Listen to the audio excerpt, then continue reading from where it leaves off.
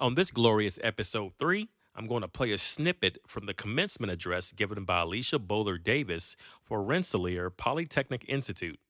A little background on Alicia Bowler Davis in case you are wondering who this phenomenal woman is.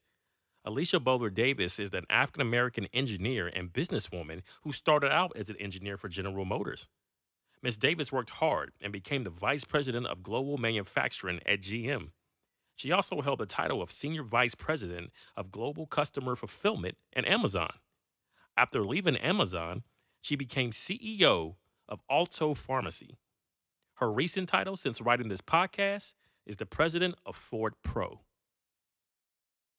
As you know, our world faces many challenges and has many problems that can only be solved by science and engineering and leadership. In other words, what the world needs now is you. We need you, your abilities to make a difference, and especially your confidence in those abilities. You have to be confident that you have the tools needed, not only to be successful in your field, but also to make a positive impact on the world. You have to be curious enough to imagine a more perfect world. Be inquisitive. Ask, how can we make the world better and safer? Today, I want to tell you about a woman whose name should be as familiar to us as Thomas Edison or Alexander Graham Bell, but unfortunately it isn't. Her name is Sarah E. Goode, and she was the first African American woman to receive a U.S. patent. Her story is one of innovation, determination, and a spark for the women's revolution during one of the most challenging periods in American history. Hidden Chronicles of Black America, the story of Sarah E. Goode.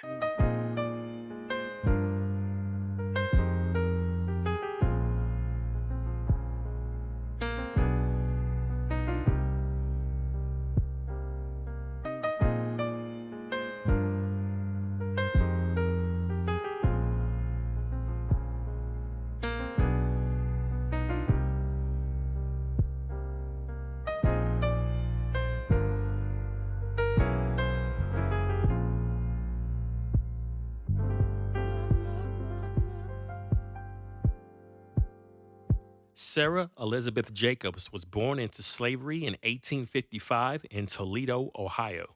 She entered a world where she was considered property, not a person, where her potential, her dreams, her very humanity were denied by law. Yet, from these circumstances would emerge an inventor and entrepreneur who would break barriers that seemed too far to reach. Sarah's birth was 6 years before the Civil War would begin, and 10 years before the 13th Amendment would abolish slavery. Sarah's childhood was spanned in the most dehumanizing and gruesome period in American history, a time when the nation was literally tearing itself apart over the question of whether people of African descent deserved freedom. Sarah, like millions of formerly enslaved people, faced a new challenge: building a life in a country after the emancipation. The proclamation had granted freedom on paper, but offered little support in practice. There were no reparations, no 40 acres and a mule for most, no educational infrastructure designed to help formerly enslaved people transition to the free life. There was just freedom. Freedom accompanied by uncertainty. In her young adult years, Sarah eventually moved to Chicago, a city that was becoming a beacon for African Americans seeking opportunities in the North. In 1870, she married Archibald Goode, a carpenter. This partnership would prove significant as Archibald's carpentry skills likely influenced Sarah's future works. Chicago in the 1870s and 1880s was a city of contrasts. It was rebuilding after the Great Chicago Fire of 1871, creating construction jobs and opportunities. It had a growing black community with churches, businesses, and social organizations. Yet, it was also a city where African Americans faced discrimination in housing, employment, and daily life. They were free, but freedom did not mean equality. Sarah and Archibald opened a furniture store on the south side of Chicago. This is a courageous investment. At a time when most African Americans worked in service positions, they served a community that was largely poor, living in cramped apartments, and trying to make the most of limited space and resources. It was through running this furniture store that Sarah Goode saw a problem that needed solving. Many of her customers lived in small apartments where space was at a premium.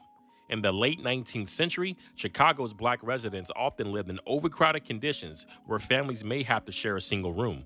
Space for both sleeping and living was a luxury most couldn't afford. Sarah watched her customers struggle with this reality. She saw how they needed furniture that could serve multiple purposes, that could transform to meet different needs throughout the day.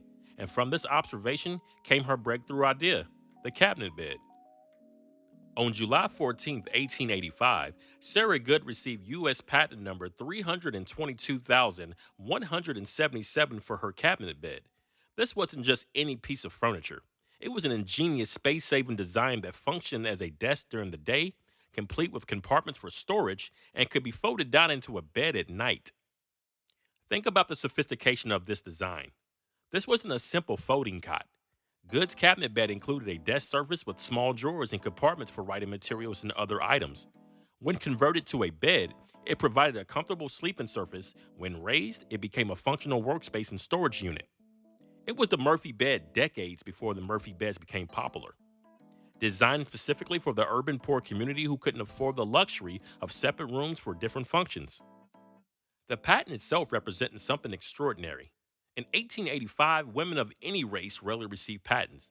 The patent office had only begun granting patents to women in their own names rather than their husbands for a few decades.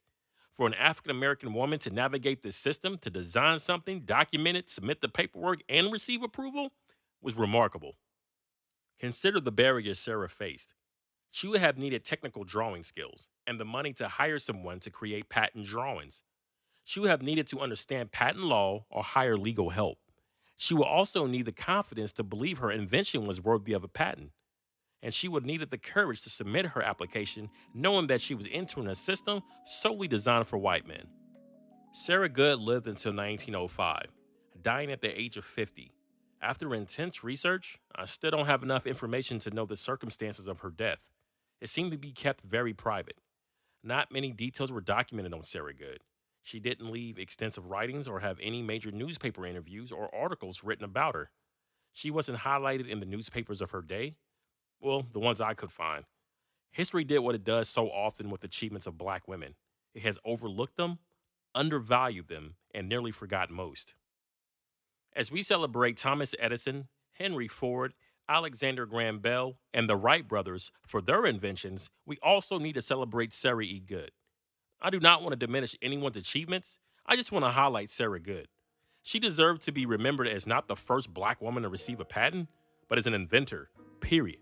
As someone who saw a problem, designed a solution, and brought it to market, as an entrepreneur who built a business, as a person who contributed to American progress, as an African American woman. As an African American engineer myself, I personally would like to thank Miss Sarah E. Goode for opening the gates for persons like me. Miss Sarah E. Goode, I salute you. Thank you.